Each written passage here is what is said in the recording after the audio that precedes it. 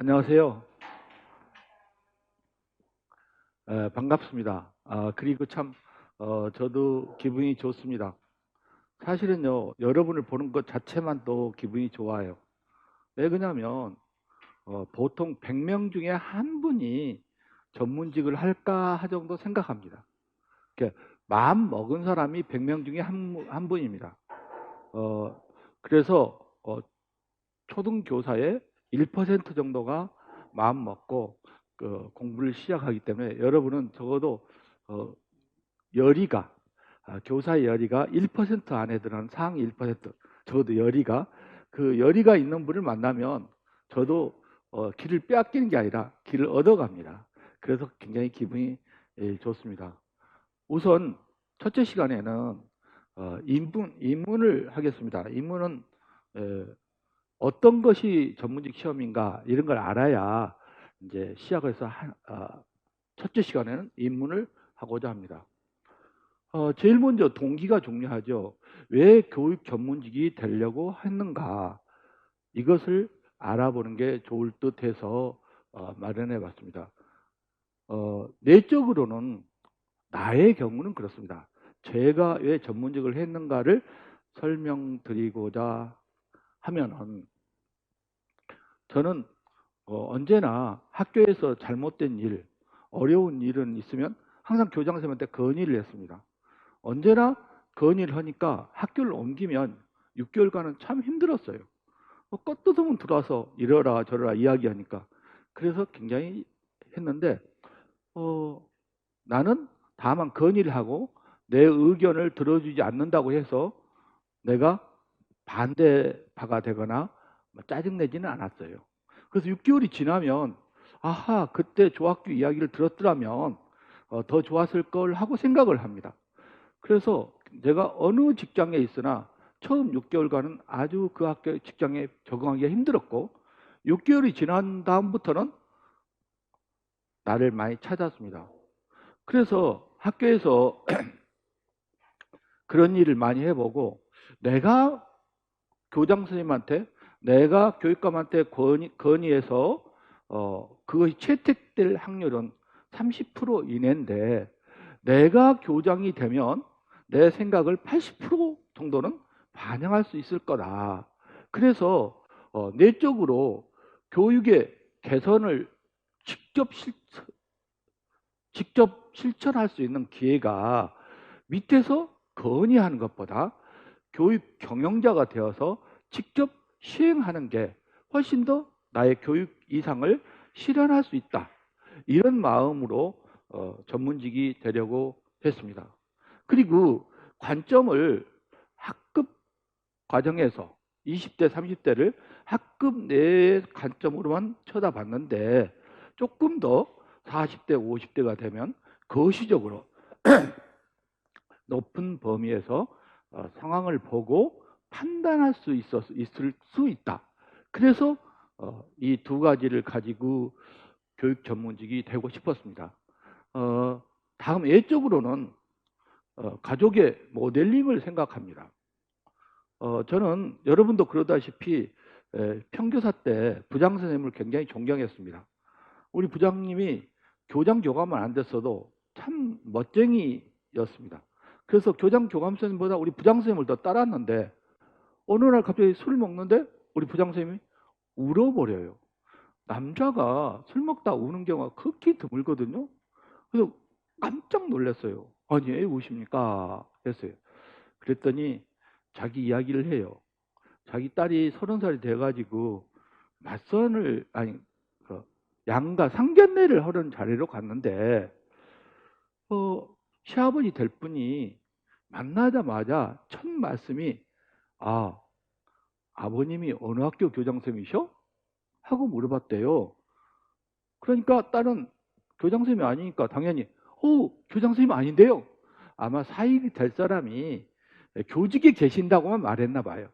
교직에 계시면 남자 나이 55세 이상 되면 일반에서는 쫓겨나가든지 승진하든지 둘 중에 하나입니다. 그래서 거기까지 살아남았으면 교장 됐겠지 하고 짐작한데 어느 학교 교장 선생님이셔? 그 교장 선생님이 아니라고 하니까 이 자기 시아버지 될 사람도 깜짝 놀라서 야야 교감이면 어때서 그래? 괜찮아 괜찮아 이렇게 말씀하신 거예요. 그래서 바로 그 자리에서 교감 아니에요 부장 선생님이요 라고, 그때는 주임 선생님이었습니다. 주임 선생님이에요 할 수가 없어서 엉거춤 넘어가 버렸습니다. 근데 가만히 이야기를 하다 보니까 교감이면 어때? 괜찮아 괜찮아 했을 때 가만히 있었으니까 자기는 아버지를 교감이라고 소개한 셈이 되어버렸다는 강박관입니다. 그래서 그날 저녁 일은 아무것도 기억 안 나고 오로지 언제 교감 선생님 아니에요 소리를 갑자기 화제를 바꿔서 할까 이것만 하다가 놓치고 왔습니다. 놓치고 와서 집에 오니까 보통 딸이 다른 데서는 아주 상냥하게 하다가 집에 오면 화내잖아요. 오자마자 아빠한테 대뜸 아빠는 어떻게 돼서 교감도 못 돼가지고 내가 이런 수모를 당하게 하느냐 하고 그냥 딸은 어리광이었겠죠. 근데 아빠한테 막 이렇게 한 거예요. 그러니까 아빠는 가슴에 얼마나 못이 박혀요. 그래서 그 생각을 하고 그 다음날 나하고 술을 먹을 때 우셨던 겁니다. 갑자기 생각해 보니까 나도 딸이 둘이나 있는데 딸 시집 보낼 때는 교감이라도 돼야지 안 그러면 안 되겠다 해서 나도 55세가 되면 교감이라도 돼야겠다 이런 생각을 가졌습니다. 그래서 이제 전문직 공부를 해서 가족의 모델이 좀 돼야겠다 이런 생각을 갖게 되어서 됐습니다. 사실 55세 이상 되면요 내가 교사 시절에는 내가 담임이 되거나 내가 가르치면 애들이 엄청 좋아했습니다. 근데 55세 넘어서까지 내가 담임이 되고 내가 할 때 와 최고다 하고 이렇게 뭐 뽑는 것처럼 좋아하려고 로또 뽑는 걸 하지를 않을 것 같아요. 내가 애를 맡겨도 30대 40대가 좋지 60대 가까운 선생님이 평교사라 하기에는 나도 그럴 것 같아요. 그래서 55세 정도 되면은 그래도 교감은 되어야겠다. 그래서 그렇지 않으면 명퇴를 하는 게 좋겠다. 왜? 학부모나 학생으로부터 받을 때까지는 있어야 되지 않느냐 이런 생각을 갖게 되었습니다. 그리고 막상 여러분들이 만약 전문직이 되면 저는 서클 활동을 대학교 때 동아리 활동을 열심히 했는데 사실 동아리 활동을 한 20년간 했습니다. 이렇게 담 넘어 다니고 같이 술 먹고 후배들. 그런데 그동안에 알았던 동아리 활동이나 여러 가지 활동 때 알았던 똑똑한 후배들 내가 교원 인사과에 교원 정책과에 책임자로 있으니까 그동안에 봤던 똑똑했던 후배들은 마음껏 키워질 수가 있습니다. 키워준다는 게 별거 아닙니다. TF에 자주 부르고 평가할 때 평가위원 시키고 또 뭐 이렇게 뭐 일 주고 그러면 저절로 공부 좀 해봐야겠는데 안 해 하고 인정받으면 신뢰받으면 공부하거든요. 그래서 그동안 똑똑하다고 생각했던 후배들한테 그런 기회를 줄 수 있는 인간관계를 베풀 수 있었습니다. 그래서 이 말을 왜 하느냐 하면 꼭 전문직이 돼야 돼? 왜 전문직이 돼야 되는 거예요? 하고 내 카페에다 물어보는 사람이 많아서 전문직이 되면 이러이러한 장점이 있더라. 나의 경우에는 여러분의 경우는 또 다르겠지만 그래서 보다 높은 데서 좀 더 큰 그늘에서 교육의 방향을 같이 하고 그 다음에 가족이나 인간관계나 또 학부모를 위해서도 내가 명퇴를 안 하려면 그래도 55세 돼가지고는 교육 경영자 쪽으로 가 있는 게 좋지 않느냐 이런 마음으로 얘기가 되는 것이라고 생각을 합니다. 전문직의 시험은 나도 전문직 시험 제도를 많이 만들고 많이 뽑아봤지만 전문직 제도에서는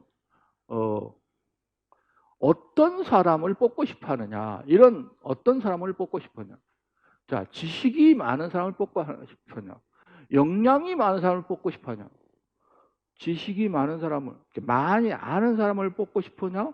그냥 어떤 문제든지 문제가 닥치면 버석버석 해낼 수 있는, 무슨 일을 할 수 있는 사람을 뽑고 싶으냐? 당연히 이 역량 쪽을 뽑고 싶습니다. 그래서 전문직 시험에서는 다당성 있는 출제를 하고 싶어 합니다. 그래서 이 역량 있는 사람을 뽑으려면 어떻게 하냐? 주어진 것을 애워서 달달달달 잘하는 사람보다, 지식은 그러거든요. 새로운 문제를 던질 때마다 덥석덥석 해결해 줄 수 있는 사람을 원하는 겁니다. 그래서 역량 중심의 인재를 뽑고 싶어 해서 항상 제도를 그렇게 바꾸고자 합니다. 그래서 출제가, 올해 출제 내용이 내년하고 비슷하면 애우기를 잘하는 사람한테 굉장히 유리하고, 올해 출제 내용과 내년 출제 내용이 전혀 다르면 그냥 처음부터 같이 새로운 문제를 누가 잘 해결해내냐를 원합니다. 그래서 매년 출제지는 내내, 나의 경우에는 그렇습니다. 여러분을 출제위원을 모시잖아요. 출제위원 모시면 오자마자 아무 일도 안 시킵니다. 각 방별로 넣어놓고 3시간 동안 방에서 나오지 말고 잠자랍니다. 그러면요, 3시간 동안 잠이 올까요? 오자마자 궁금해서 자기의 생각, 어떤 문제를 내야 좋은 전문직을 뽑을 수 있을까 하고 생각합니다. 막 생각해요. 그런 다음에 모이면 자기 의견이 있습니다. 그렇지 않고 모이면 누가 말하면 좋겠다, 그렇게 하자, 그렇게 하자 하고 금방금방 진행돼요. 근데 3시간 동안 고민하게 만들면 누가 말해도 아니 그건 이런 문제가 있고 그래서 이렇게 해야 되고 생각합니다. 그래서 새로운 상황에서, 현재 상황에서 어떤 문제를 낼까를 충분히 생각하게 합니다. 그래서 문제 하나 내는데 몇 명이 며칠간이 걸리는 거예요. 그래서 출제의 변화를 매번 주려고 노력합니다. 그래서 출제의 변화가 있어서 여러분들이 나한테 질문을, 초등에서 주로 계셨는데, 물론 내가 중등 인사까지 다 책임지는 사람이었습니다.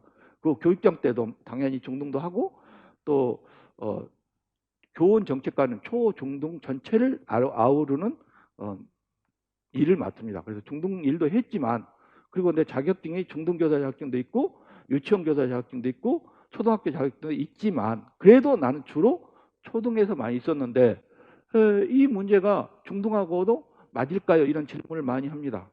그런데 초등 문제만 봐가지고는 승산이 없습니다. 여러 가지 문제를 봐야 됩니다. 여러분, 임용시험에서도 교직 논술을 보면, 한번 임용시험에 내 교직 논술 책에 기출문제가 많이 있는데 계속 돕니다. 중등에서 나온 게 초등에 나오고, 초등에 나온 게 중등에 나오고. 그리고 업무 자체가 지금 초, 중등 일이 아니라 혁신과면 혁신과에서 초중등을 다 관할합니다. 그러니까 초등장학사에서 중등을 전혀 모르면 안 되고, 중등이라 해서 초등을 모르면 안 되고, 유치원이라 해서 중등을 모르면 안 되게 되어 있습니다. 그래서 학교 급별로 되어 있는 것이 아니라 본청에 가보면 전체가 다 아울러서 있기 때문에 어차피 그 교육의 현안과 본질적인 것을 해야 됩니다. 그래서 초등 문제도 잘 보고 중등 문제도 잘 보고 해야 자기 실력이 있는 거지, 그것은 우리하고 관계없어 해서는 안 되는 것이 그겁니다. 그래서 이 출제 변화를 자주 주고, 차라리 다른 데서, 왜냐하면 초등 문제 3년 문제는 기출 문제를 봐갖고 무조건 뺍니다. 근데 그게 작년에 중등에 나왔으면 오히려 나올 확률이 높고요, 경기도에서 나왔으면 광주로 나올 확률이 많고, 전주에서 나왔으면 서울에서 나올 확률이 많고 갑니다. 그리고 요새는 진보교육감 연합체가 돼가지고 출제위원 자체를 바꿉니다. 그래서 내 친구들이, 내 후배들이 이번에 광주 광역시 출제위원 갔다 왔습니다. 어디 갔다 왔냐고 많이 합니다. 서울에서도 반드시 다른 교육청 분들을 부릅니다. 3명 중에 하나가 다른 교육청 분입니다. 그래서 교수님도 부르고 해서 어느 한 집단의 고집이 문제화되지 않도록 합니다. 그렇기 때문에 이걸 다양하게 해야 되고요. 자, 실력 있는 장학사를 뽑고 싶을까요? 친절한 장학사를 뽑고 싶을까요? 당연히 실력 있는 사람보다 친절한 장학사를 뽑고 싶습니다.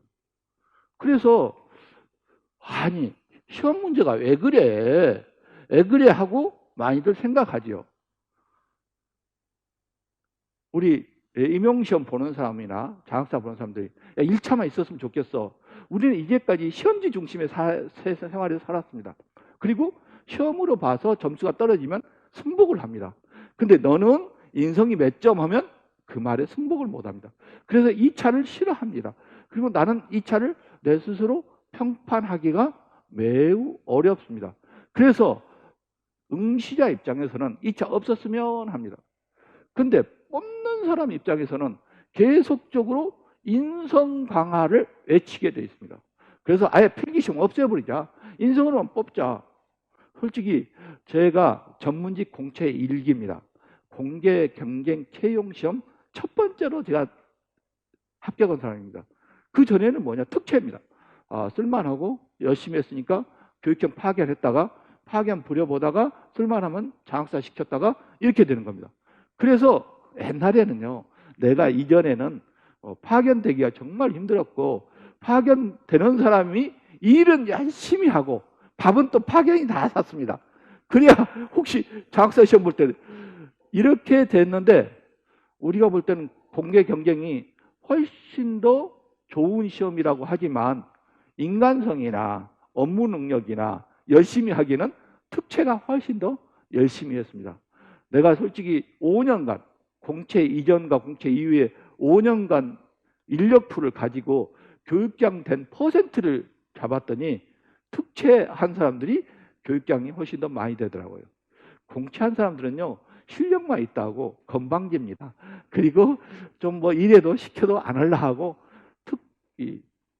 이렇게 특별 채용한 사람들은 누가 소개시켰고 누가 뭐 했기 때문에 그 사람 얼굴을 봐서라도 죽으라고 일도 하고 협조적이고 긍정적으로 일을 합니다. 그래서 사실은 실력 있는 사람보다 친절한 사람을 뽑고 싶어도 2차 시험을 강화하고 인성을 강화합니다. 제가 남자로서 화가 나는 일은 꼭 그 우스갯소리로 이런 말들이 있죠. 뭐 이삿짐 갈 때 남편은 뭐 5순이다. 뭐 2순위가 뭐 보통 개가 나오잖아요. 강아지. 아니 내가 강아지만 또 못해? 아니 도대체 이사를 마누라를 안 데리고 와볼까 하고 할 정도로 그 말을 들으면 굉장히 기분이 나쁩니다. 웃기는 이야기일지만 내가 마누라한테 중요도가 제일 꼴찌다. 뭐 이런 얘기를 들으면 그래서 왜 그럴까를 한번 생각해 봤어요. 왜 그럴까? 왜 그런 농담이 나올까? 농담 속에도 진담이 있죠. 왜 강아지가 2순위가 될까? 그래서 그 비밀은 나는요, 마누라가 오면 왔어? 하고 끝나는데 강아지는 막 튀어가 갖고 뭐 안기고 발로 차도 또 오고 뭐고 막 남편이 마누라가 오자마자 수고했어 주물러주고 막 옷 털어주고 이리 와 뭐 있어 하면 남편이 바로 1순위가 될 거예요. 근데 그러니까 강아지는 주인을 위해서 최선을 다하고 안기고 하는데 남편은 나무편이 돼가지고 온지 안 온지 살갑게 맞아주지 않으니까 꼴등이 되는 거예요. 결국에는 친절한 정말 적극적인 행동이 자기의 가치, 순위를 정해줄 수밖에 없다. 그래서 자기 남편은 강아지보다 훨씬 중요하다는 사람도 많이 있을 거예요. 그건 그 남편이 자기한테 잘해줬다고 볼 수가 있죠.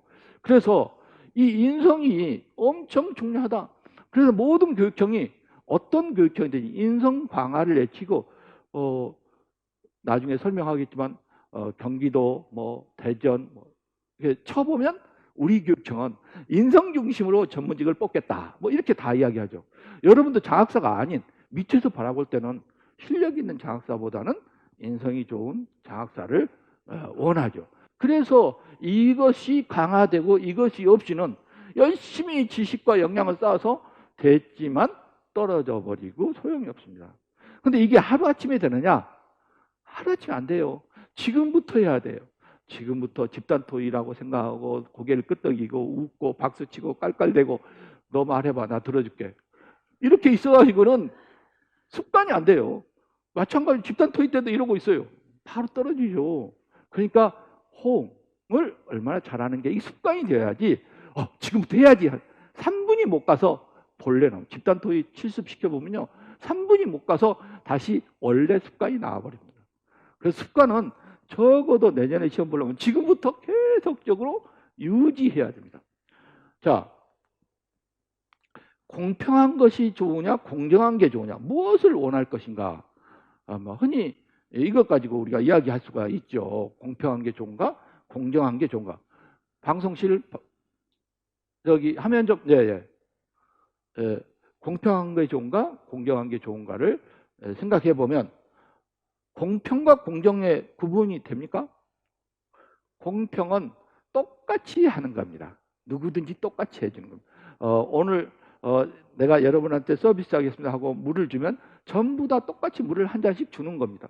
근데 공정한 것은 자기가 물이 가져온 사람은 안 주고 없는 사람만 주는 겁니다. 그래서 부르짖는 게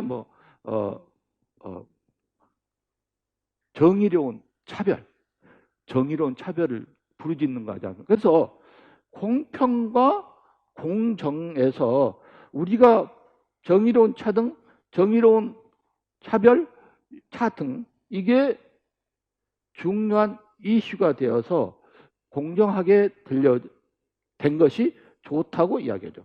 자, 그러면 이야기한 대로 이렇게 선이 나눠지는데 이쪽만 다 하냐? 아닙니다. 지식을 바탕으로 하지 않는 역량은 소용이 없습니다.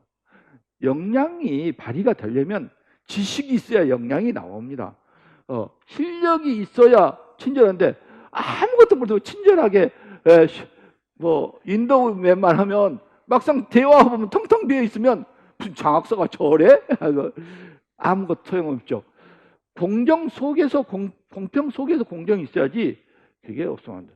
그래서 우리가 흔히 배움 중심의 교육해도 가르치는 교사의 가르침이 있고 배움이 있는 거지 배움만 있을 수는 없습니다. 그래서 이게 바탕이 되는데 이쪽을 강조하는 시험으로 변경되고 있다. 이렇게 생각해야지 지식은 소용없구나. 지식이 없어도 장사시험에 합격한다. 아닙니다.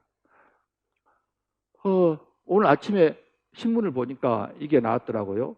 대학에서 뽑는 유형을 분석을 해보니까 여러분도 학부모일 때는 이걸 참 관심 있게 봐요. 서울 육계대학이 대학에서 뭘 보고 수시를 뽑았느냐 한 걸 정리한 것입니다. 자, 그래서 전공에 대한 관심도, 전공에 대한 관심도가 어떠냐를 가지고 했죠. 그래서 전공에 대한 관심도가 있느냐 없느냐를 살펴보고 그걸 가지고 대학에 입시를 뽑는다. 그러니까 우리 전문직 시험도 교육의 방향, 난 교육을 이렇게 고치고 싶다? 그게 교육관이죠. 교육관이 가진 사람. 그래서 그 교육관을 구체하신 게 교직 논술이지 않습니까? 그 가진 사람.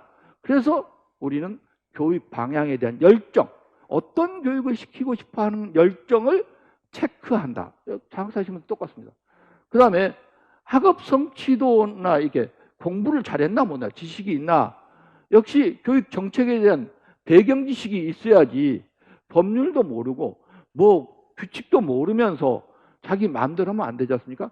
그래서 배경 지식을 역시 있어야 되고 열정이 있고 배경 지식이 있어야 되고 그리고 아까 말한 대로 협업, 나눔, 소통 이런 그래서 2차나 경기도는 1차죠. 여론조사를 하고 뭘 하고 하는 그런 시험을 잘 볼 수 있도록 이건 지금부터 해놔야지 시험 보고 나서 시험 볼 때 금방 하면 속 보인다 해가지고 효과가 없습니다.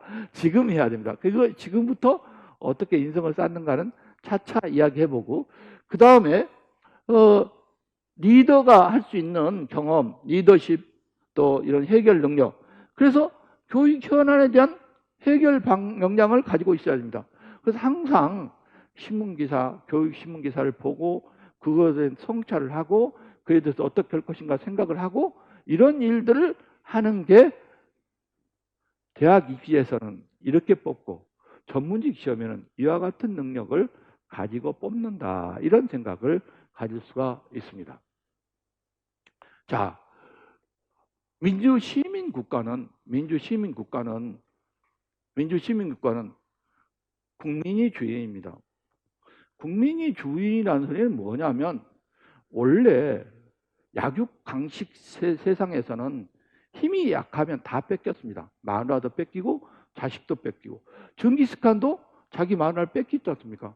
뺏겨서 다시 또 싸워서 찾아오니까 나무 애를 임신해 갖고 있었지 않습니까? 그게 징기스칸 시대도 실제 일입니다. 전쟁에 지면 마누라까지 다 뺏기고 우리가 계백 장군이 싸움에 들어가기 전에 다 죽였다 했지 않습니까? 자기 가족을. 그게 세상에 싸움에 간다고 근데 죄 없는 아들, 딸, 마누라를 죽여? 이제 바로 자기가 싸움에 지면요. 옛날 같으면 마누라 능욕당하고 관비로 끌려가서 아무나 이렇게 되고 평생 죽을 때까지 종으로 계속 가는 겁니다.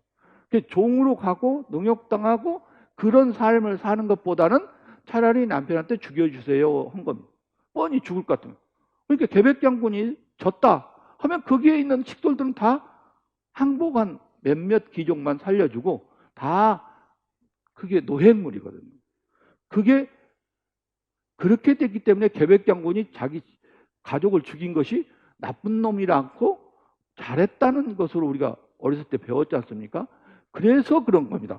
그래서 옛날에는 그와 같이 전쟁터에서 마누라를 뺏기고 재산을 뺏기고 자식들을 뺏기지 않으려고 시족이 모이고 부족이 모이고 그 부족이 모여가지고 부족장이 똑똑해야 다른 부족한테 안 지니까 리더를 뽑고 이렇게 된 겁니다. 그래서 우리는 우리가 살기 위해서 시족을 만들고 부족을 만들고 국가를 만든 겁니다. 그런데 장학사가 되면 국민이 주인이 아니라 국가가 주인이라는 생각을 많이 합니다. 국가의 형편을 위해서 우리는 뭔가 해야 된다. 국가가 요구하니까 국가가 해야 되니까 라고 교사나 학생 중심의 생각을 한 것보다 교육청이나 교육부나 국가 중심으로 일을 해야 된다는 생각을 하게 됩니다. 이게 잘못된 생각이죠. 그래서 근데 주인이란 생각을 가져도 각각이 다릅니다. 판단 기준이 다르니까 모여서 의논해서 법을 만들어서 지키자. 그러니까 생각이 우리 다 다르니까 여기서 결정한 대로 시행하자. 이게 법이지 않습니까? 각각이 못 맞으니까 대표자를 모여서 대표자끼리. 그래서 교육 행정은 이 법을 집행하는 겁니다. 그래서 우리는 공무원은 법을 집행해야 돼요. 우리가 교사일 때는 오픈되어 있습니다. 정답을 요구하는 게 아니라 해답을 요구한다고 이야기하지 않습니까? 가는 길이 많이 있습니다. 근데 교육 행정가가 이렇게 했다, 저렇게 했다, 이 사람한테는 이렇게 하고 저렇게 하면 대단한 혼란이 있고 아전인수격이고 남이 하면 뭐고 내가 하면 로맨스가 되는 내로남불 시대가 되어버린 겁니다. 그래서 교육행정은 굉장히 엄격한 법을 요구하는 거다. 그래서 법을 알아야 하기 때문에 법이 굉장히 글자 한자마다 뜻이 굉장히 다릅니다. 예를 들어서 고소하고 고발하고는 전혀 다릅니다. 여러분은 고소해버려, 고발해버려 그런 말 같이 쓰잖아요.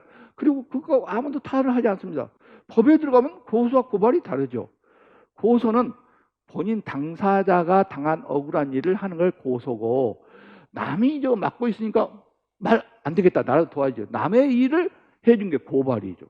그러니까 글자 한자 한자마다 고유의 뜻이 전혀 다르고 효과가 달라지죠. 그래서 교육 행정은 굉장히 엄격한 단어의 뜻을 포함합니다. 그래서 우리는 흔히 교사일 때는 이렇게도 쓰고 이렇게도 저렇게도 말하고 그래도 통하고 그러면 알아듣고 이렇게 됐지만 이게 전혀 틀립니다. 예를 들어서 제가 과장으로 있을 때 통일부에서 금강산 연수를 공짜로 시켜줬어요. 그래서 예산을 통일부에서 줬어요. 줬는데 이제 공짜로 교사를 데리고 가야 되는데 거기다가 교사 금강산 연수 이렇게 써갖고 왔어요. 교사라고 써놓으면 교감 선생님 가면 됩니까? 안 됩니까? 교장 선생님 가면 됩니까? 안 됩니까? 장학사 가면 됩니까? 안 됩니까? 교사들만 가야 돼요. 근데 전화를 했죠. 그러면 인솔도 하고 일도 하고 뭐도 하는데 장학사나 교장, 교감 가는 돈은 어떠라고 이렇게 썼냐? 그냥 알아서 하세요. 그 사람들은 교사인지 교원인지 교장, 교감인지 이게 없어요. 그냥 가르치는 사람들이 금강산 먼저 갔다 와갖고 이게 교육에 하면 좋겠구나 하고 교사라고 써버린 거예요. 그런데 만약 교사라고 써져 있는 돈을 교장, 교감점을 끼워서 갔으면 감사에 바로 걸리죠. 공문 다시 보내주라 안 보내줘요. 그래서 그냥 또 의회에 뛰어나가가지고 교장, 교감 인솔할 자 예산 따가지고 추진하고 굉장히 애먹었습니다. 근데 그 통일부에서는 교사와 교감과 교원과 교육부문 차이를 잘 모르는 거예요. 그래서 단어 하나에 따라서 일이 완전히 달라요. 여러분이 무심코 교사도 썼다, 교원도 썼다가 교육부문도 썼다고 하지만 나는 과연 무엇에 들어가고 무엇에 안 들어간가? 이걸 정확하게 써야 되는 게 교육 전문직이다. 그런 것을 이제 단어를 대강 쓰지 말고 하나하나 임무는 뭐고 역할은 뭐고 다 하나하나 정해가면서 해야 하는 버릇을 들인. 그래서 그게 시험 문제에 나온다. 그런 것들이 시험 문제에 나온다. 우리가 가르칠 때는 오픈된 창의력을 기르기 위해서 그것도 그러면 안 돼? 네 말도 맞아 하고 적당히 넘어갔는데 이제 법을 집행하는 교육 공무원은 그렇지 않다라고 하죠. 자, 이런 것도 한번 봅시다. 단어의 정의를 해야 하는데 사급이라 했잖아요. 사급. 그러면 이게 반대말이 관급입니다. 사급, 관급. 관급은 장학관, 교육연구관급을 이야기하는 겁니다. 그러니까 사급은 시험 봐서 뽑고 관급은 우리 어떻습니까? 장관 시험 봐서 뽑습니까? 대통령이 너 이리 와 하고 시키는 거예요. 그것처럼 관급은 시험 보지 않고 너 이리 와서 해 라고 한다. 그러니까 사급은 시험 보지만 관급은 시험 없다. 그냥 뽑아서 쓰는 거다. 그래서 여러분이 교장을 간 다음에는 시험 보지 않습니다. 그냥 교육감이 너 와서 해, 너 좀 해 이렇게 하는 게 이게 사급과 관급. 교육 전문직은 장학사와 교육연구사를 뜻합니다. 장학사와 교육연구사를 포함한 걸 교육 전문직이라고 합니다. 그리고 후보자 되었다고 시험에 합격했다고 무조건 다 하는 거 아니에요. 후보자로 뽑힌 거예요. 후보자니까 임용 안 한다 해서 나한테 잘못이 있는 건 아니에요. 그래서 보통 3년이 4년 합격했는데요. 어느 해 너무 많이 서울 경우로 보면 15년 전에 성북교육청과 성동교육청이 생겼어요. 당연히 성동교육청과 성북교육청이 생기니까 20%가 장학사가 늘어날 걸로 생각했어요. 그래가지고 장학사를 미리 몽땅 뽑아놨어요. 그런데 어떻게 했어요? 인원을 안 주는 거예요. 행자부에서. 행자부에서 인원을 안 주니까 어떻게 돼요? 계속 발령이 안 나는 거예요. 3년, 4년 동안 발령이 안 나는 거예요. 합격은 했는데. 파견만 3년, 4년 했어요. 이렇게 되면 3년 이상 되면 합격이 무효화됩니다. 합격이 무효. 이게 후보자일 뿐이지 보장해 주는 건 아니다. 장관 후보자가 청문회 잘못하면 잘릴 수도 있지 않습니까? 그런다.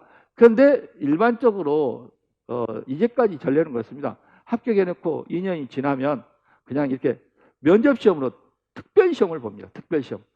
면접 보고 간단히 해서 합격해서 다시 합격시킵니다. 너무 억울해서 합격해놓고 등수가 좀 낮다고 몇 년간 발령 안 나더니 또 시험 보라. 그래서 그래서 엉엉 울고 시험 보는 사례는 많이 있습니다. 다시 시험.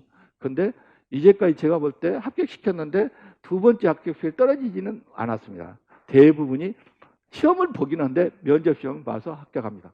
여러분이 교감 자격 연수 대상자 명단이 아닙니다. 교감 자격 교감 면접 대상자 명단입니다. 교감이 자격 연수를 받으려고 차출된 게 아니라 당신은 점수가 되었으니까 면접 시험 볼 자격을 주는 것입니다. 그래서 우리는 면접은 사치다. 왜? 그 면접을 볼 자격을 따는 게 얼마나 어려운지 아냐. 그 자격 따는 것도 너무 힘든데 막 떨지 않고 사치야. 교감 자격 연수 차출되려면 얼마나 힘든지 알아? 예, 그거나 그런 얘기가 거기서 나옵니다. 그래서 후보자 이것도 나 합격했는데 왜 발령 안 해줘요? 당연히 후보자요. 이렇게 써진 겁니다. 그래서 이제 민원을 야기할까봐 재합격시킨다는 이야기일 뿐입니다. 자, 공개 경쟁. 옛날에는 공개 경쟁을 하지 않고 특별 채용으로 했던 것이죠. 자, 그래서 교원이냐, 교사냐, 임무냐, 역할이냐, 교직관이냐, 교육관이냐 전혀 다른 말인데도 혼돈에 쓰고 있습니다. 안내냐, 촉진이냐, 지원이냐 각각의 뜻이 전혀 다르고 있으니까 다른 것마다의 같은 점과 다른 점을 알고 있으면 지금 배경 지식이 상당히 높은 거고 잘 모르겠는데 하면 아직 전문직으로서 배경 지식은 좀 적은 편이다. 이렇게 생각을 해볼 수가 있습니다. 그러면 잠시 이 공무원을 구분을 해봅시다. 이 위에는 이제 특정직하고 별정직하고 이게 또 있는데 우리 교육공무원만 갖고 해봅시다. 교육공무원 속에는 교원 있고 교육 전문 직원이 있습니다. 그래서 우리가 금강산을 가려고 하면 교육공무원 이렇게 써놔야 장학사도 이끌고 가고 일이 잘 돌아갑니다. 근데 여기다 교사 해버리면 이 나머지 사람은 전체를 다 갈 수 없는 사람으로 만들어버린 거라 같습니다. 그래서 교원 속에는 교사와 교장, 교감이 들어갑니다. 교육 전문직은 장학사, 연구사에 들어가고 장학관, 교육연구관이 들어갑니다. 보통 이쪽은 학교에 가서 직접 수업 장학 지도를 않고 연구 중심이고 이건 학교에 많이 다니는 사람을 장학사나 장학관으로 해놓습니다. 그래서 교육부에 가보면 장학관은 드물고 교육연구관이 많습니다. 교육부에서 실제로 현장에까지 나와서 지도하는 경우는 드물거든요. 그래서 교육부에 학교 가면 거기다 교육연구사를 받지 장학사를 받지 않는 이유가 그겁니다.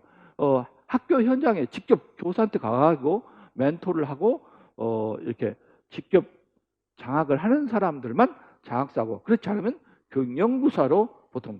근데 누가 높고 낮은 것은 없습니다. 그래서 교사에서 일이 오면 승진이라고 합니다.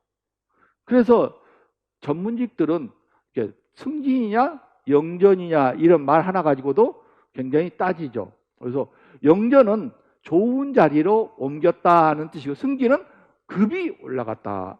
그래서 교사에서 교장이나 교감이나 교장이 되면 승진했다고 하죠. 그래서 근데 여기와 여기는 직군이 다르니까 전직했다고 합니다. 그래서 여러분 이렇게 보면은 인사기록 거기 보면 전직자, 승진자 이렇게 나옵니다. 그래서 이건 전직이라고 하죠. 전직은 영전이라고 표합니다. 그래서 교사가 교육 전문직 장학사가 되면 교감부로 가보니까 승진이지만 영전입니다. 전직입니다. 그러니까 또 승진에 해당되는 영전이기 때문에 그냥 승진이라고도 하기도 합니다. 그리고 장학사와 교육연구사도 직렬이 다르므로 전직이라고 합니다. 장학관 갔다 교육연구관 왔다 갔다 하는데 그것도 전직입니다. 그러나 장학사에서 교육연구사로 오면 장학관 승진이 됩니다. 자, 이게 교육 공무원을 어떻게 나누냐 이고 우리는 직급과 직위 어디 보면 직위가 뭐냐 직급이 뭐냐 이렇게 막 봅니다. 우리는 법률적 용어를 그대로 알고 써야 되니까. 직급, 직위. 직급은 급이 계급입니다. 계급. 그러니까 이게 같습니다. 교장 선생님과 장학관 교육연구관은 같은 급입니다. 교감과 장학사 연구사가 같은 급입니다. 직급입니다. 이렇게 되고, 그런데 교사는, 중교사는 여러분 잘 못 봤죠? 중교사는 못 봤는데 옛날에 사범을 다니지 않고 4년제만 나왔고 바로 들어온 이런 사람들이 있습니다. 또 그 방송통신대 나와갖고 30년 전에 그냥 들어오는 경우가 있습니다. 이런, 중교사에서 정교사 가면 2호봉 띱니다. 1호봉이. 근데 여기서 1호봉 띱니다. 나머지는 호봉은 승진이 없지요. 그래서 그러면 보통 여기죠. 여러분도 다 얘기해요. 교사는 직급도 교사고 직위도 교사입니다. 교감 여기도 마찬가지입니다. 근데 여기에서는 직위가 있을 수가 있습니다. 자, 이게 직급이고요. 직급과 직위가 교사는 다 같은데 교육청 가면 직급과 직위가 다를 수가 있습니다. 자, 우리 전문직을 계족부라고도 합니다. 계족부라고 약 올리는 이유는 교장 선생님은 1급 공무원부터 5급 공무원까지 마음대로 왔다 갔다 다닙니다. 그러니까 급이 있는데 갑자기 1급부터 5급까지 마구 왔다 갔다 다니까 일반직들보다는 계족보다 교장 선생님이 맘만 먹으면 1급도 됐다가 5급도 됐다가 왔다 갔다 합니다. 그래서 직위는 이런 것들입니다. 교육감, 무슨 실장, 무슨 국장, 무슨 과장, 이런 과장 말이 없이 그냥 장학관, 교육연구관, 무보직 장학관, 무보직 연구관입니다. 이건 직위. 그러니까 맡은 일입니다. 맡은 일에 따른 직분을 직위라 하고, 계급을 직급이라고 하죠. 직급 승진은 뭐라고 쓰냐? 승진이라 하고, 이 수평 이동을 견직이라고 한다. 이런 식으로 달라집니다. 이항에 나왔으니까 이야기지만 우리는 가장 기본인 일반직 직급을 잘 모릅니다. 9급이 우리는 서기보라고 하죠. 서기보. 8급을 서기라고 하죠. 서기라 하고요. 7급을 주사보라고 해요. 6급을 주사라 합니다. 그러니까 보자를 하나 붙이는 거죠. 하나씩 떨어요.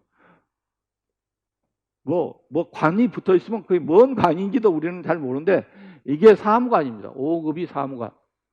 서기관이 4급입니다. 서기관급, 급 하면 서기관이 4급입니다. 3급이 뭘까요? 부이사관입니다. 부이사관. 2급이 이사관입니다. 1급이 관리관입니다. 이런 식으로 이름을 붙여져 있습니다. 근데 여기 5급부터가 관자가 붙죠. 무슨 관. 이게 굉장히 중요한 말이 되죠. 자, 근데 교사는, 이게 행자부잖아요. 교사는 24호봉 이상이면 서기관급 대접을 해줘야 된다라고 써져 있고, 여러분이 만약 14호부터 17호면 6급 중에서도 경찰로만 경감급 대접을 해줘야 되고, 여기는 경위급 대접을 해준다. 이렇게 나와 있죠. 그래서 교사는 대학을 나와서 하기 때문에 상당히 이미 높게 측정되어 있는데, 이게 행자부에서 나온 서류임에도 불구하고 일반직들이 별로 인정을 안 해줘요. 근데 이 서류가 그대로 있습니다. 그래서 상식적으로 알아두는데, 우리 머릿속에는 유교적 관념이 많아서 우리가 지방 쓸 때 학생 부군 신이라고 했잖아요. 자기 아버지를 학생 부군 신이라고 딱 써놓으면 그게 아버지를 존칭어라고 보는데, 유교에서 관리들이, 유교사당에서 벼슬을 안 나가면 사람 취급을 안 했어요. 그래서 아직도 죽어서도 계속 배워서 나중에 아직도 벼슬을 못한 아버지다 해서 학생 부군 신입니다. 그래서 사실은 차라리 아버지 전상서가 더 낫습니다. 학생 부군 신이는 여러분이 죽었는데 관급을 못 했다 보세요. 나보고 밤낮 죽어서 공부 더 하라고 하면 좋겠어요? 그러니까 유교에서 양반들이 자기들은 벼슬을 했으니까 벼슬 못한 사람을 이렇게 학생 부군신이라고 해줘. 그래서 만약에 자기가 장이나 관을 하면 교장 부군신입니다. 그리고 장학관에서 장학관 부군신이로 써야 됩니다. 유교식으로 쓰면. 근데 이제 우리는 뭐 그게 아니. 그래서 이 관이나 관급이나 무슨 장이 붙은 것이 굉장히 죽어서도 천대 안 당하는 중요한 기로에 서 있습니다. 그래서 직급 인플레를 이 사람들은 월급이 굉장히 달라져요. 우리는 단일 호봉제에서 내가 교장을 딱 나가봤는데 상봉초등학교 교장을 딱 나갔는데 내가 상봉초에서 17번째 순위에요. 그러니까 내 월급 낼 때 결제하지 않습니까? 결제할 때 내가 쉬어보니까 내가 상위 17위. 그러니까 나보다 교사들이 16명이 나보다 많이 받아. 왜? 단일 호봉제니까. 나보다 더 경력이 많으신 분이 많이 있으니까 나보다 많아요. 교사는 단일 호봉제인데 여기는 그런 게 없습니다. 당연히 더 높지요. 급이 높으면. 그래서 일반직들은 어떻게 해서든지 급을 높이려고 굉장히 합니다. 그래서 처음에 이런 게 도입됐을 때 일제시대 때는 5급 사무관이면 군수를 했습니다. 군수를. 그런데 지금은 서기관도 교육청 가면 무보직 서기관입니다. 이렇게 서기관이 하고 4급이나 된다는데 맡은 업무가 없어요. 그러니까 무보직 서기관도 있습니다. 그만큼 인프레를 시켜서 계속 급을 올렸어요. 내가 국무총리실에 가봤더니 서기관이 3명이 나란히 옆에 앉았고 사무관이 옆으로 하나, 그 다음에 주사 하나 앉았어요. 그러니까 3명이 서기관이고 1명이 사무관이고 1명이, 그러니까 거기는 다 서기관밖에 없는 거예요. 국무총리실에. 그러니까 다 서기관이니까 일은 않고 결제할 사인만 들고 있는 거예요. 누가 일을 해요? 주사가 하나 일하면 3명이 결제해야 돼요. 사무관이 4명이.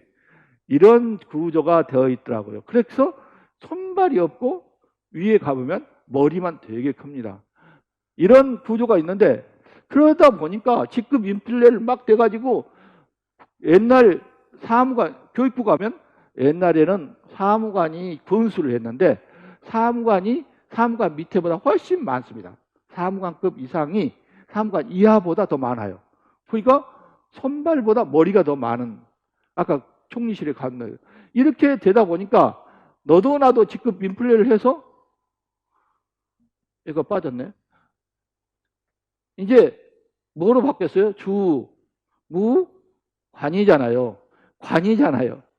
그러니까 구급도 뭐도 다 주무, 관, 뭐 선생님 다 붙여갖고 너도 나도 선생님 안 붙이면 난리 나듯이 이제 이 관이 5급만 아니라 다 관입니다. 그래서 이제 주무관, 부군, 신의가 되고 싶어서 이렇게 된 겁니다.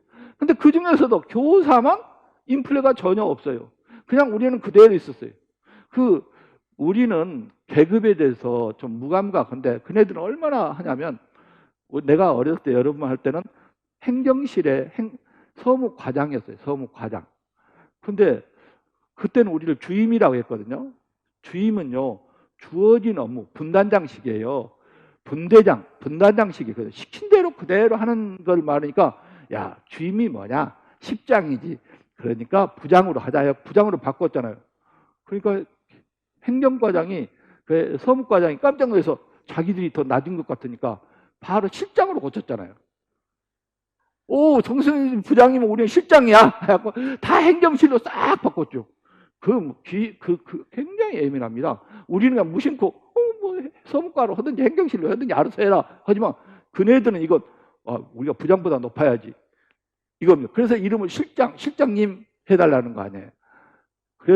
그러니까 그걸 본받아서, 학교에 계신 모든 분들이 우리 주문 관자 붙여주라. 안 하면 안 된다. 그거 다 관자 붙여줍니다. 근데 우리는 여전히 지금도 교사라는 그걸 했습니다. 우는 애가 접준다고 울지 않으니까 그냥 놔두고 우리는 그런 계급 싸움에 그냥 있다, 걱정 마라 하고 있다 보니까 결국에는 문제가 됩니다. 우리가 교원 지위 향상법에 의하면 교사는 월급이 우대받아야 된다고 분명히 써져 있습니다. 근데 그렇게 안 하면 어떤 벌을 내린단 말이 없어요. 선언만 해놓고 끝이니까 지금 우리가 우대받는 거 아닙니다. 뭐 그런 얘기를 또 하면 저기서 자릅니다. 여기도 이렇게 있더라고요. 그 비방하는 내용이 있는데 잘라서 올릴까요? 하더라고요. 그래서 이제 이 정도만 하고요. 제일 중요한 첫걸음은 각각의 공고문을 보고 어떤 과목이 몇 점이고 어떤 것인가를부터 살펴봐야 됩니다. 근데 이쪽이 꽤 중요하다. 보통 여러분들은 이쪽은 눈에 보이지도 않아요. 일단 합격해 놓은 다음에 한다 하는데 이것을 처음부터 이게 쉽게 되질 않는다. 집단 토의는 인성을 주로 평가하는 내용이니까 이것도 열심히 봐야 된다는 겁니다. 경기도는 경기도 항상 보면 서울보다 참 용감하다고 생각해요. 1차 시험에서 이미 봐버려요. 근무평가를. 근데 왜 서울은 2차 시험에 보냐? 1차 시험에 보려면 숫자가 너무 많으니까 도저히 엄두가 안 나거든요. 그 많은 사람 평가하기가. 그러니까 2차로 갔는데 여기는 무슨 소리야? 근무평가가 굉장히 중요하지. 그러니까 1차 시험부터 바로 봐야지. 경기도가 1,500명의 신규 교사를 뽑을 때도 바로 집단토의 도입했어요. 1,500명을 할 때 3,000명이 오는데 그 3,000명을 집단토의를 다 시켜서 채점. 서울 같으면 그럼 뭐 돼요?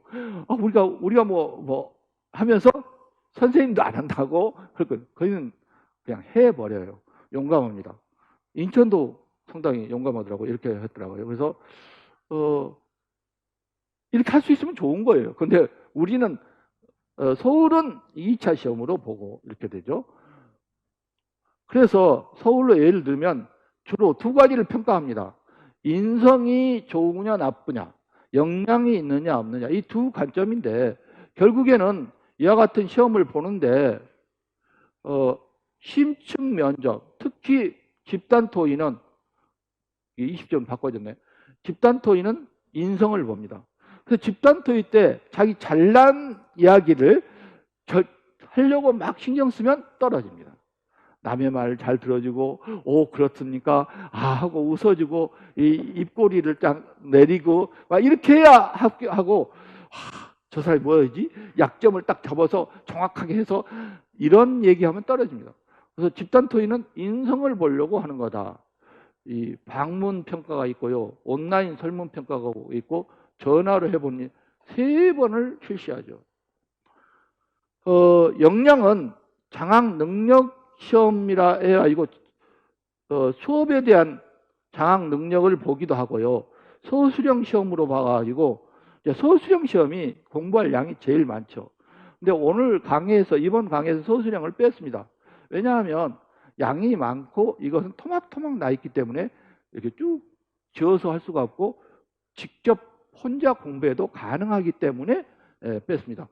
그래서 교육공무원, 인사실무, 또 교육행정, 교육학, 교육과정을 잘 알아야 됩니다. 그리고 특히 이 교장선생님 회의자료, 교감선생님 회의자료, 그 다음에 전문직 연수자료, 이런 자료를 보면 굉장히 좋습니다. 그래서 그런 자료를 보시고 논술, 사업기획, 이것은 차차 제가 저랑 같이 다음 시간에 공부할 내용들이죠. 저는요, 사실 서울 교대에 있으니까 항상 교육학자로 남들이 압니다. 근데 사실은 저는 교육자입니다. 그래서 실무 교육자지 이론적으로 막 아는 그런 사람이 아닙니다. 그래서 저는 수학능력시험을 출제를 해봤고요. 국립교육평가원에 있으니까 수학능력시험 출제해봤고 거기 검정고시도 당연히 출제를 해봤고요. 전문직 시험 출제 채점을 아주 많이 하고 지휘도 하고 디자인, 이거 만드는 것을 디자인을 많이 해보고 교사 임용 시험 출제 채점 이거 많이 해봤죠. 그리고 사실은 자격증이 유, 초, 중 다 가지고 있습니다. 그리고 유, 초, 중 인사총괄을 해봤습니다. 그래서 나는 실무에 실질적인 일에 강하고 기본적인 교육학 지식이 약합니다. 그런데 그래서 내 강의는 어떤 과목 중심보다 실전 중심으로 강의가 진행되고 실제로 여러분이 진행할 때 어떻게 되는가를 볼 수가 있습니다. 그래서 출제, 선제, 채점 경험이 저한테는 아주 많다고 보고 그걸 중심으로 앞으로 20시간을 같이 함께 할 수 있도록 해보겠습니다. 교육부에 이번에 교육부에서 봤기 때문에 교육부에 관심이 굉장히 많죠. 그래서 이것은 1차 전형은 시도에서 서류 전형을 합니다. 그래서 교육부는 교육청을 존경하기 때문에 교육청에서 하는 일을 그냥 맡기기 때문에 위임했기 때문에 이거에 대한 지침을 내려주지 않습니다. 다만 몇 명을 뽑아서 올려라고만 합니다. 그래서 여러 가지 이제 방법을 교육청에서 사용하는 게 여러 가지입니다. 근데 교육청에서는 자기 쓸 장학사도 아닌데 이걸 1차 시험을 뽑으라니 시험을 볼 수는 없고 짜증납니다. 그래서 내가 그 담당자일 때도 이거 왜 우리한테 뽑으라지? 그리고 뭐 어차피 뽑혀서 올려도 합격할지 않을지는 모르는데 그러니까 가장 간단한 방법을 뽑습니다. 자, 경력이 몇 년이지? 부장 경력이 몇 년이지? 담임 경력이 몇 년이지? 금평이 얼마지? 양적 자료. 그냥 쓱쓱 치면 바로 나올 자료 있잖아요. 그리고 싹 넣어갖고 퍼센트 내서 결제 내서 합격, 불합격을 정합니다. 그래서 일반적으로 질적 자료는 전혀 터치를 않고 양적 자료만 가지고 합니다. 그런데 대전교육청 가치로 어떤 데는 아니다 좀 힘들어도 승진 규정에 의해서 교감선생님 될 그 승진 규정 그대로 적용을 해서 모든 점수를 다 넣어가지고 해보자 하는 데 있고 아니야 그거 다 하면 귀찮아 그것도 뭐 연구 점수 산정하고 가산점 산정하고 올라가고 귀찮아 그냥 몇 가지만 넣자 해서 각 시도마다 달라서 올라갑니다. 자 그런데 교육부에서는 2차 전형 기획 면접 그 다음에 이게 인성평가는 어떻게 하냐 하면 그냥 당락만 결정합니다. 합격하고 합격하지 않고 당락만 결정합니다. 그래서 기획하고 면접만 있다고 해도 됩니다. 그래서 야 굉장히 간단한데 라고 볼 수 있어요. 근데 서울은 상당히 복잡한데 지금 다른 교육청에는 서술형이 아예 없어진 데도 꽤 많이 있습니다. 그래서 각 시도 교육청의 공고문을 보면서 그 시험 과목에 대해서는 따져보고 해봐야지 다른 시도가 있다 해서 그대로 문제 유형은 다른 시도 걸 참고하고 초등은 중등고, 중등을 초등을 참고하되 시험에 대한 형태는 자기 시도 걸 봐야 된다라는 이야기를 하고 있습니다. 그래서 강원도 것만 봐도 논술 있죠? 기획 있죠? 면접 있죠? 그 다음에 현장평가 있죠? 그러니까 이렇게 서술형이 없다는 걸 알 수 있어요. 그래서 이렇게 각 시도마다 굉장히 다르지 똑같지 않다. 그래서 서술형은 오늘 내 강의에서는 뺀다라고 말씀드렸습니다. 교육 전문직 시험이 보통 이렇게 됐죠. 자기 교육에 대한 비전을 말로 한번 해봐라. 이게 심층 면접이죠. 이것은 개요를 이야기하니까 면접은 1분 스피치입니다. 1분에 하나의 주제를 이야기하는 거기 때문에 간략하게 이야기할 수밖에 없습니다. 그래서 굉장히 간략하게 이야기하고 논술은 이 비전을 논리를 세워서 글로 써봐라. 좀 길지요. 60분간 쓰지요. 그러니까 좀 더 세부적으로 쓰는 게 논술이고요. 여기에다가 이것만 가지고 그래 지금 그러지 않습니까? 문재인 정부가 일본을 어떻게 하는데 강론이 없다. 어떻게 하라는 소리냐? 아니 지금 바로 물건을 만들어야 되는데 언제 대학의 전공을 만들어 가지고 4년 졸업해 가지고 언제 공장을 지서 가지고 말로 쉽지 부품이란 게 협업과 분업입니다. 지금 우리 세상에 협업과 분업 없이 살아갈 수 없습니다. 모든 부품을 우리가 자급자족한다고요? 그러면 북한하고 똑같이 됩니다. 사실은 일본이 협업과 분업을 깬 거니까 나쁘지만 그렇다고 우리나라가 완전히 우리나라 자체 생산은 그 자체가 모순입니다. 그런데 뭐 자체 생산하면 된다, 뭐 끝난다. 그거 힘듭니다. 그래서 이 논리로 쓴 것을 실제로 교육에 옮기려면 언제, 어디서, 누가, 무엇을, 왜, 어떻게까지가 다 있어야 그것만 보고 갑니다. 그래서 사업 계획은 무엇이냐? 여러분들이 보면 학습 과정을 딱 보면 그 과정만 있으면 누구도 그 수업을 할 수 있도록 쓰려고 노력하는 거지 않습니까? 그와 같이 이 기회감만 있으면 어떤 사업을 척척척척 진행할 수 있도록 육하 원칙에 의해서 작성하는 거고, 장학 능력은 결국에는 이 사업이 수업으로 형성되는데 그 수업이 어떻게 되느냐, 그 수업을 실천할 수 있는 능력, 그걸 실천할 수 있도록 해주는 그것을 장학능력 시험이라고 하죠. 소수령 시험은 보는 교육청이 있고 안 보는 교육청이 있는데 주로 교직 교양에 관한 것입니다. 교육 공무원의 직분을 수행하는데 필요한 배경 지식들을 짤짤하게 나누어서 미세 부분까지 광범위하게 측정해 보려고 하는 겁니다. 그래서 공문을 잘 보아야 되고 법령, 인사규정, 배경 지식 이런 걸 봐야 되고, 다만 이거 스터디에서 서로 풀어보고 대답하고 나눈 게 참 좋고, 이 서술형은 자습이 가능하고 스터디만 해도 되기 때문에 내 강의에서는 이걸 빼고, 너무 넓고 안 보는 교육청이 있어서 뺐습니다. 나머지는 이 부분을 가지고 우리 강의에서 진행할까 합니다. 제가 책을 여러 권을 출판하는데 교직 논술이라는 책이 있습니다. 이 교직 논술에는 교육학의 중요한 부분이 메모되어 있습니다. 그래서 이 교육학 부분을 보고 임용시험에서 초, 중등, 유초, 중등 다 출제 유형이 있습니다. 왜냐하면 교수님들이 전문직 교육학도 현재 가장 필요한 교육학을 출제를 합니다. 임용시험 출제할 때도 현재 가장 필요한 문제를 출제합니다. 그래서 기출문제 중심의 교육학이 이렇게 뜨거운데 한 문제 나오는데 그걸 가지고 6개월씩 공부할 수는 없지 않습니까?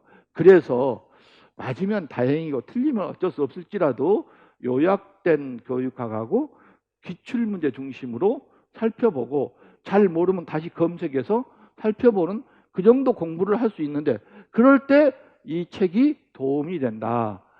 교육학 논술에 쓰는데 도움이 되는 게 아니라 교육학이 여기 실려져 있습니다. 그 다음에 교육명언이 써져 있는데 교육명언이 교직 논술을 쓸 때 서론과 결론을 쓸 때 인용하면 좋은 글이 써져 있습니다. 그 다음에 앞부분에 교육 논술을 어떻게 쓰는 방법들이 나와 있으니까 그걸 내 강의도 참고하고 이 책도 참고하면 됩니다. 다만 이 책은 전문직용이 아니라 임고용으로 써져서 임고용에 맞게 써져 있습니다. 내 카페에 임고생들이 많이 들어오듯이 전국에 3,600명이 초등 자격증을 매년 땁니다. 그런데 3,300권, 3,400권들이 팔립니다. 그래서 전국에서 미달교육청 시험 보지 않는 사람은 내 책을 다 살 정도로 유명한 책이 되었습니다. 그래서 여러분도 참고서적으로는 될 수 있다. 그 다음에 심층 면접과 집단 토의가 책이 많지 않고 거의 없습니다. 그런데 이게 600페이지가 넘는 다양한 문제나 실전이 실려져 있습니다. 그래서 장학사 출제하는 사람들이 꼭 갖다 나와서 나한테 전화합니다. 선배님, 세상에 초등 인고 이 심층 면접만 보면 장학사 시험에 다 합격하겠네요. 거기 보니까 다 있어요. 그래서 판나 출제를 해놓고 여기 책에 있네.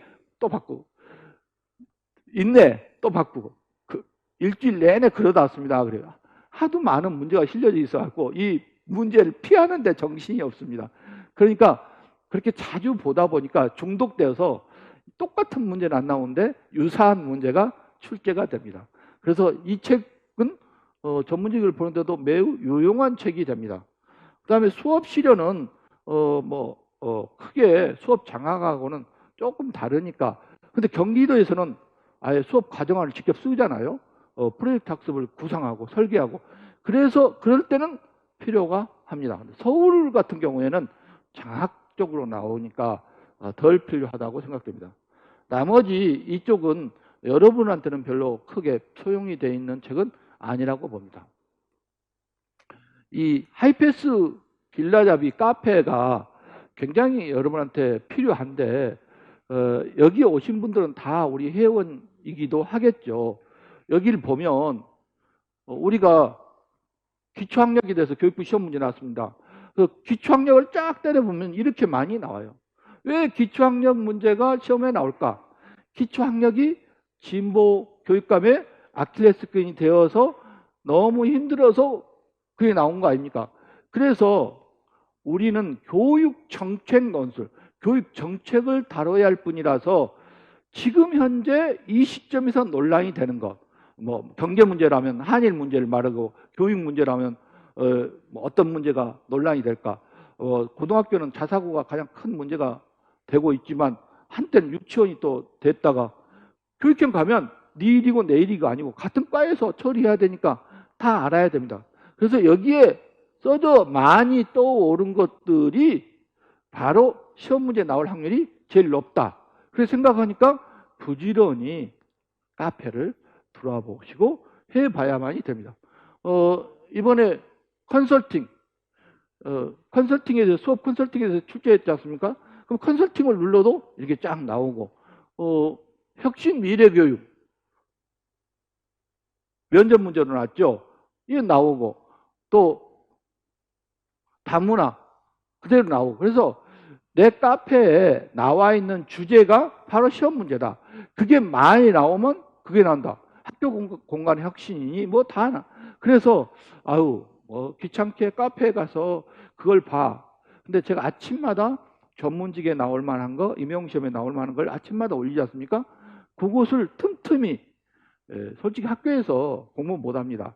학교에서는 할 수 있는 게 공문을 열어보고 카페나 보면서 토막상식 그리고 틈새 시간을 공략할 때 그 틈새 시간에 잠깐 보고 메모하고 하는 것들은 이 카페를 보면서 연결해야 됩니다. 이 카페 지금 여러분들이 등록한 사람들은 여기 클릭을 하시면 바로 클릭하고 자기가 써놓으면 여기 지스쿨에서 성실회원으로 등록을 해줍니다. 그래서 이미 저한테 수강하는 사람들을 위해서는 여기다 이걸 설치해놔서 여기 클릭하고 여기다가 달아놓으시면 바로 내일이라도 모레라도 등업을 시켜줍니다. 강의 순서는 오늘 이걸 첫째 시간에 하고요. 이것은 한 5시간 정도 할 예정입니다. 여러분들이 가장 사실 장학사가 하는 일이 거의 기한인데 기한하는 것을 가장 어렵습니다. 면접이니 뭐 논술이니는 다 써봤지만 기획안을 작성은 안 해봤거든요. 물론 부장일 때 교육과정 부장일 때 많이 해본 사람도 있겠지만 그래서 이쪽이 제일 많이 하고요. 교육정책 논술 한 4시간 정도 할 예정이고요. 장학 능력은 3시간 정도 할 예정이고 심층 면접 5시간 정도 할 예정이고 집단 토의 2시간 정도에서 약 20시간을 맞춰볼까 하고 있습니다. 결국 시험의 합격을 결정하는 것은 배경 지식을 가져야 됩니다. 그래서 기본 점수를 위한 공문, 독서 여러 가지 연수를 받음. 연수원이 하고 있는 부장 연수나 교감 자격 연수나 장학사 연수 이런 데는 가능하면 PDF 파일로라도 연수 자료를 받아서 그 공부를 하면 굉장히 좋습니다. 부장 연수 자료만 봐도 상당히 유리합니다. 시험에. 그러니까 어차피 연수원이나 이런 쪽에 나가서 장학사 시험 출제자가 강의하는 경우가 많이 있기 때문에 그렇습니다. 그 배경 지식을 쌓고 그 다음에 내가 이렇게 같이 이야기한 틀, 어떤 틀로 해야 된다. 이것을 보통 공부를 합니다. 그래서 내 강의로 충족할 수 있는 것은 이것뿐입니다. 나머지 합격 여부는 본인이 성찰해서 본인만의 틀, 본인의 뜻, 본인의 성찰을 갖춰야 합격입니다. 여기는 합격을 가기 위한 징검다리, 합격을 가기 위한 비계를 만들어주는 거지 결국 올라가는 건 본인이 본인만의 틀을 개성 있는 것들을 만들어야 합격에 가능하다고 봅니다. 그냥 여러분들한테 서비스 차원에서 서울에 있는 교육 전문직 그것을 파일 여러분한테 자료로 드렸으니까 이런 것들이 나왔구나를 살펴보고 이런 것은 자학자습으로 해보세요. 여기에 답안은 그냥 만들어 본 거니까 혹시 틀릴 수도 있다는 걸 하고 교육청에서 발표된 문이 아니라 복기된 자료이기 때문에 틀릴 수도 있다고 생각을 하기 바랍니다. 우리가 전문직 공부를 하기 위해서는 항상 역지사지를 생각합니다. 문항의 타당도. 문항의 타당도 뭡니까? 장학사 시험을 잘 본 사람 1등은 장학사 중에 최고 장학사가 되면 타당도가 높은 겁니다. 그리고 장학사 시험에 합격한 사람은 훌륭하게 해내면 타당도가 높죠. 근데 시험에 합격은 했으나 합격할 때까지만 웃어주더니 합격이 끝나자마자 소리 지르고 하더라. 이러면 타당도가 없는 것이죠. 그러니까 타당도는 어떻게 출제를 해야 타당도가 높을까를 고민한다. 그러니까 그것을 거꾸로 여러분 출제를 하는 교사들이니까 그것을 어떻게 낼 것인가가 역으로 생각하면 된다. 그 다음에 지식을 평가하는 게 아니라 역량을 평가하는 거니까 똑같은 문제가 절대로 안 나오고 아무리 내가 가르쳐서 똑같은 문제는 안 나오고 비슷한 문제, 유사한 문제가 상황이 바뀌어서 나온다. 그러므로 다른 교육청 거, 다른 급의 것도 많이 풀어봐가지고 어떤 문제든지 해결할 수 있는 능력을 갖는 게 자기 역량을 갖추는 것이다. 그 다음에 분명히 작년하고 달리 올해는 유형이 바뀔 것이다. 그러니까 이런 식으로 바뀔까? 저런 식으로 바뀔까? 지금 현재 교육 상황이 이렇게 되니까 이런 식으로 될 것인가? 이걸 스스로 생각해 가야죠. 그 다음에 항상 최신, 새로운 것이 꼭 나오죠. 이번에 교육 3법이 바뀌고 또 뭐가 바뀌고 내 카페에 올렸잖아요. 그 바뀐 법들을 검색해 보면 법제처에 가보면 법률 사이트가 있고 바뀐 날짜가 있고 뭐가 바뀌었다고 나옵니다. 검색해서 스스로 정리를 할 수 있는 능력이 되어야 장학 능력이 있다고 봅니다.